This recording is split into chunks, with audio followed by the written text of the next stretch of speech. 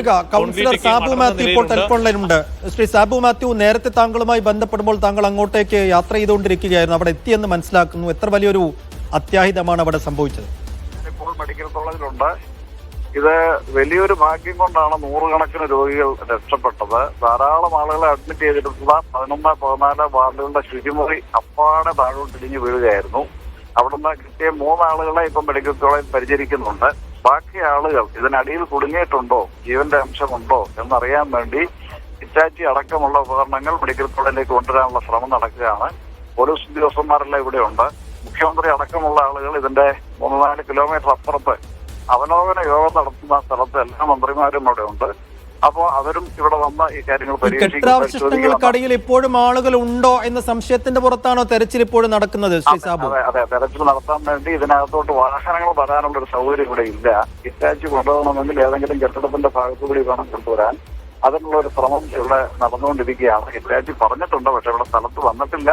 നിലവിൽ ഇടിഞ്ഞു വേണം ഒരു ഭാഗവും ആരും എടുത്ത് മാറ്റിയിട്ടില്ല. അങ്ങനെ തന്നെ കിടക്കുകയാണ്. അതിനടിയിൽ ആളുണ്ടോ എന്നുള്ളത് ആളുകളുടെ വസ്ത്രങ്ങളും ആളുകളുടെ ബാഗുകളും ഒക്കെ ഇതിനിറക്കി ചേറി കിടപ്പുണ്ട്. ഒരുപക്ഷെ മനസ്സിലാക്കുന്നിടത്തോളം ഈ ശുചിമുറിക്ക് അകത്തായിരുന്നു ആ 14 വയസ്സുള്ള പെൺകുട്ടി, പരിക്കേറ്റ പെൺകുട്ടി അടക്കം ആ ശുചിമുറിക്ക് അകത്തായിരുന്നു എന്ന് മനസ്സിലാക്കുന്നു. അതൊരു രോഗിയുടെ ബന്ധുവായിരുന്നു ആ കുട്ടി. ആ കുട്ടിയെ ഇവിടെ കാഷ്വാലിറ്റിക്ക് മാറ്റി അവിടെ ചികിത്സ നടത്തിക്കൊണ്ടിരിക്കുകയാണ്.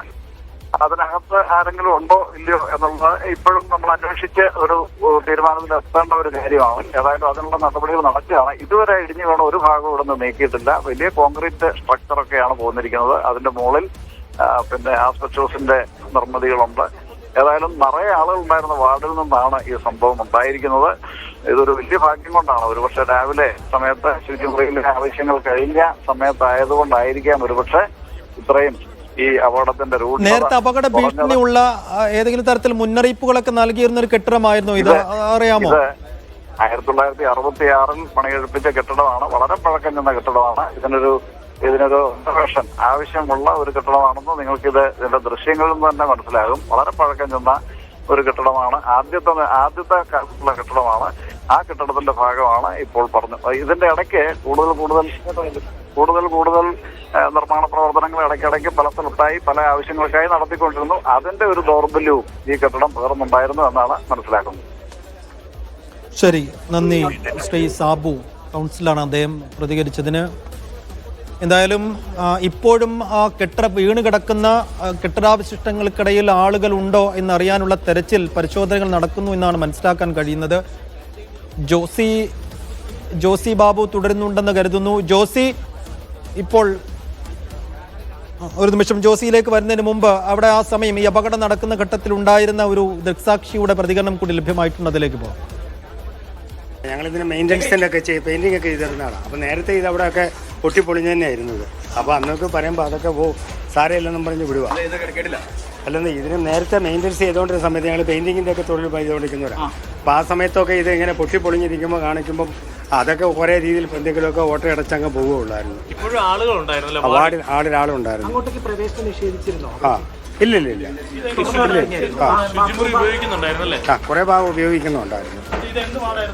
ഇത് ഈ ഓർത്തോയുടെ 11ഉം 14ഉം വാർഡുകൾ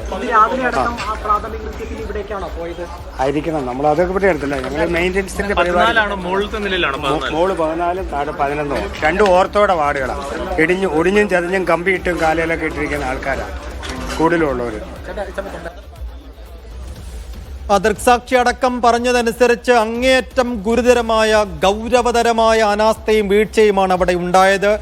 ഈ ബിൽഡിംഗ് പൊളിഞ്ഞു വീഴുമ്പോഴും അതിനകത്ത് രോഗികളും കൂട്ടിരിപ്പുകാരും അടക്കം ആളുകൾ ഉണ്ടായിരുന്നു.